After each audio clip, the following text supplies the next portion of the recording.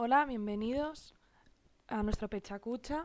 Nuestro grupo hará el Pechacucha sobre el taller de mapping que impartió Pietro Corriani en el último Flick. Nosotros nos decidimos más por este taller porque además fue muy interesante, porque Pietro Corriani es un diseñador gráfico con mucho talento que es muy famoso en Italia y ha trabajado para grandes editoriales. Al principio nos explicó en inglés y en italiano, un poco todo mezclado, e intentamos que unas diseñadoras, que no eran ni diseñadoras ni ilustradoras, como éramos la mayoría, diseñaran un cuento infantil a través de la técnica del mapping, que se basa básicamente en proyectar lo que dibujas y hacer una sucesión de imágenes. Primero os enseño varios cuentos, como podéis ver en las imágenes. Estos cuentos eran de Bruno Munari, la mayoría, y algunos de Suzy Lee, donde os enseñaba varias técnicas de cómo hacer un cuento interactivo sin tener que ser necesariamente en un dispositivo electrónico, ya que, bueno, como íbamos a proyectar imágenes, nos quería enseñar, supongo, la importancia del dibujo, ¿no?, sobre el cuento interactivo. También es verdad que, bueno, fueron unos libros muy interesantes, bueno, enseñó varias técnicas, como podéis ver, algunos que solo juegan con el color del papel y otros que juegan mucho más con el abrir y cerrar pestañas. Todo eso nos ayudó a hacernos un poco la idea de lo que quería un poco Pietro de nosotras. Después nos vimos al fondo de la sala, dos paredes que estaban situadas como dos mesas y una silla en medio. Esto nos hizo dibujar un sketch de lo que veíamos un poco. Algunas lo dejamos mejor y otras peor, pero lo intentamos un poco. Básicamente lo que podéis ver es en las dos paredes que se proyectaba el fondo, es decir, el paisaje, y después en las dos mesas proyectábamos lo que viene a ser los personajes o algún elemento, como por ejemplo podéis ver la puerta, ¿no?, algún elemento clave de la ilustración, y en el centro, en la silla, se pone el personaje, digamos, Caperucita en este caso, porque elegimos Caperucita Roja para representar el cuento ilustrado, y decidimos hacer una versión.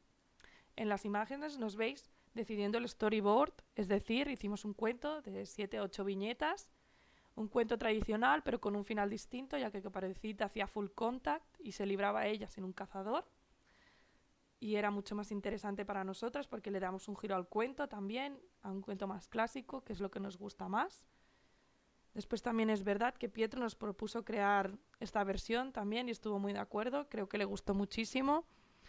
Las 7 u 8 viñetas fueron repartidas una entre todas y las dibujamos primero en un papel para saber un poco la idea que queríamos tener del cuento y distribuir la historia de manera que quedara coherente y clara. De esta manera, al final, Pietro nos enseñó un poco cómo podíamos dibujar un poco el espacio con lo que teníamos. Hicimos la habitación y tal. Fue muy interesante hacer las viñetas. Todas hicimos lo que pudimos. Los ilustradores lo hicieron mejor, seguro.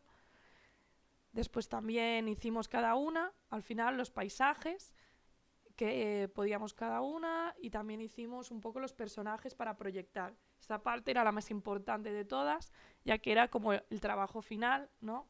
Dibujamos el lobo, Caperucita, la abuelita en la cama, la abuelita siendo atacada, los diferentes momentos del cuento, para después que Pietro, como podéis ver en unas imágenes más tarde, hacía las fotos con el ordenador y después ordenar la sucesión de imágenes y proyectarlo, que la verdad fue muy interesante porque así pudimos ver cómo se hacía un libro, cosas que muchas de nosotras no habíamos visto nunca. Después también, como trabajo final, también hicimos un poco lo que viene a ser la historia del cuento. Unas cuantas de nosotras escribimos, ¿no?, cómo iba a ser la historia, y después al final de esta presentación podéis ver el trabajo final que hicimos, que bueno, que en 3 horitas pues no estaba mal. Después a la imagen final que podéis ver es Meritxell, que es la chica que leía la historia y que también proyectaba como Caperucita, y que bueno, y que estuvimos allí en medio. La verdad que quedó un buen resultado, que nos estamos muy contentas con el resultado final. Nos gustó mucho la experiencia, creo que después del trabajo que hicimos lo intentamos y sobre todo lo disfrutamos mucho, porque bueno, aunque no seas una gran ilustradora ni una gran diseñadora gráfica, puedes hacer un cuento con el mapping y pasártelo bien, la verdad, y es muy sencillo, por lo menos intentarlo. Gracias. Y ya que os dejo la proyección del vídeo, espero que os guste. Hi havia una vegada una petita nena que fou enviada a casa de la seva àvia. La seva mare li va preparar una cistella plena de grans menjars perquè la seva àvia estava malalta. La Caputxeta Vermella, que així és com li deien, anava molt contenta cap al bosc, camí a casa l'àvia. Allà l'esperava el senyor Llop, afamat, buscant la seva presa. El llop va sorgir d'entre els matolls i li va indicar un camí més llarg. La Caputxeta, enganyada, va confiar en el llop.